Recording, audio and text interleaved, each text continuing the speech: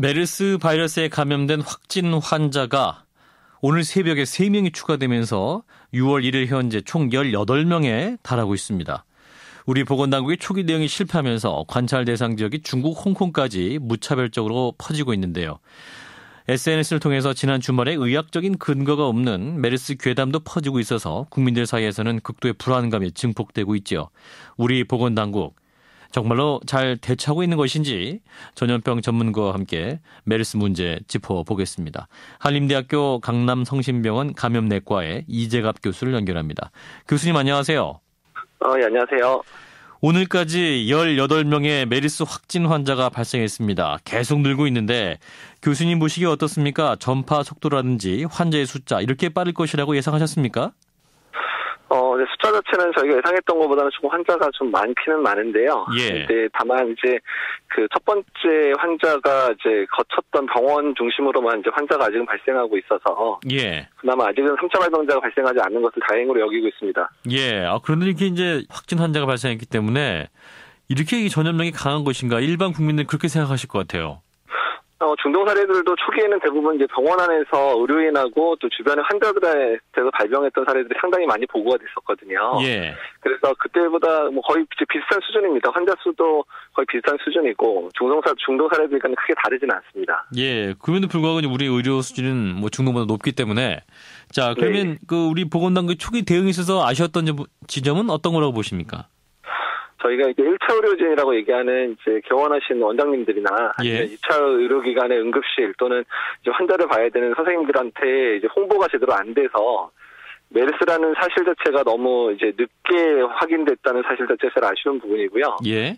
그다음에 두 번째는 2차 노출자들, 그러니까 노출자들 범위 선정에 실패해서 실제로 그 노출자들 격리된 환자들 외에서 2차 발병자들이 몇 명이 나왔잖아요. 그렇죠. 심지어 그 중에 한 분은 중국까지 가게 됐는데 또 초기에 그 노출자 선정에 있어서 문제가 있었기 때문에 저희가 더 많은 사람들이 2차 발병자에 의해서 노출되는 상황이 발생한 것이 제일 아픈 그런 아픈 부분들입니다. 예, 그러니까 격리 대상이 아닌 사각지대에 놓였던 접촉자들이 바이러스 증상이 발현한 후에도 일반인들과 접촉했을 가능성도 있지 않을까요?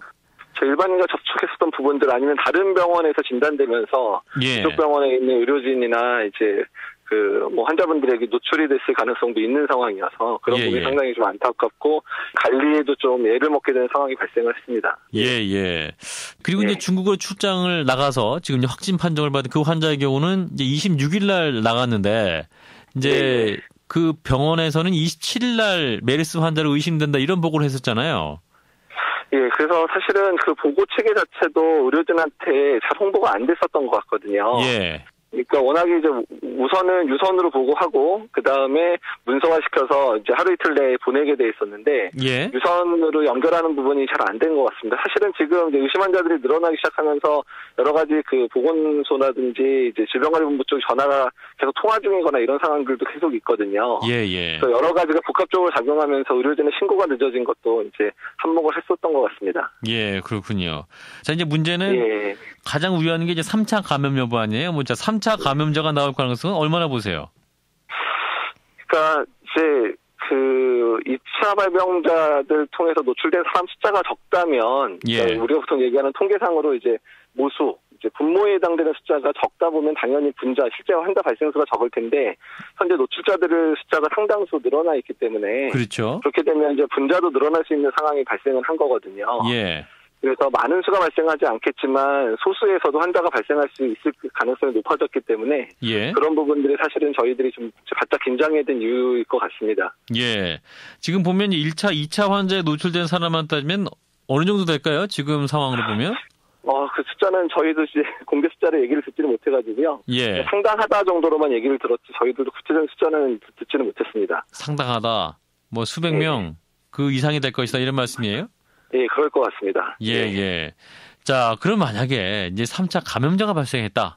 그런 상황 없어야 되겠습니다만, 만약에 실제로 3차 감염자가 나올 경우에 어떤 의미가 있는 걸까요? 3차 발병자들이 발생했다는 얘기는 일단 초기 대응 자체가 이미 무너졌다라는 것을 사실 의미하는 바고요. 다수가 발생하게 되면 사실은 조금 전반적으로 이제 그러니까 관리가 어려운 상황으로 치달을 수는 있는데, 예. 노출자 관리들이 대한 부분들이 상당수 이제 지속적으로 이제 관리를 해야 되기 때문에, 예. 유행 종식 선언까지의 기간이 상당히 길어진다는 부분이 더 이제 의미가 더 있어 보일 것 같습니다. 아, 종식 선언까지 오래 걸릴 것이다. 그러니까 지금 상황이면은 언제가 뭐랄까요? 이제 메르스 안심해도 된다 이런 발표가 나오는 시간까지 될까요?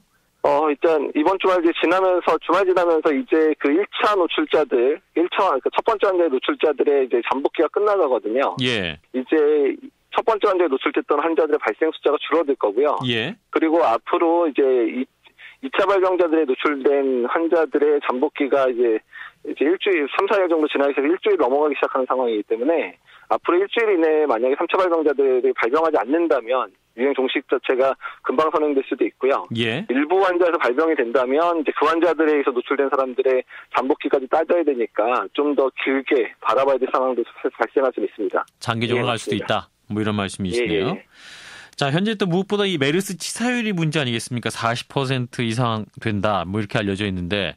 자, 다행히 현재로서는 이제 사망자가 발생하지 않았고 잘 치료를 받고 계시지만 두 분이 위독하시다고 하잖아요.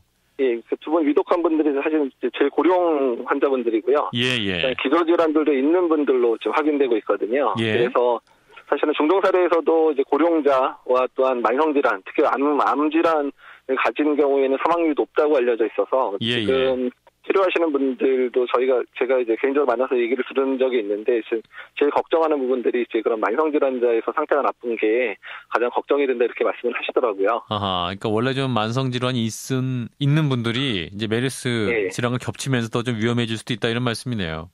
예, 맞습니다. 예. 자, 그런데 이제 그런 일이 일어나서는 결코 안 되겠습니다만, 만약에도 이 사망자가 발생하면 또 다른 국면으로 접어들 것이다. 뭐 이런 전망도 나오고 있습니다. 국민들의 불안감도 증폭될 수 있을 것 같은데 어떻게 보시나요?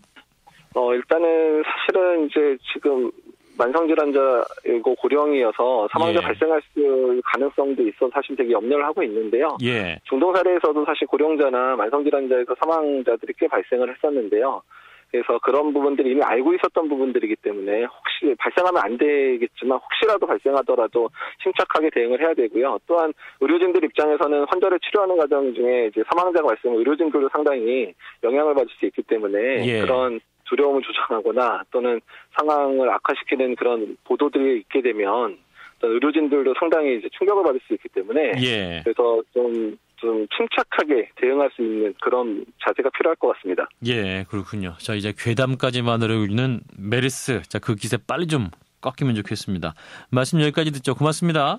예, 감사합니다. 네, 한림대학교 강남성심병원 감염내과의 이재갑 교수였습니다.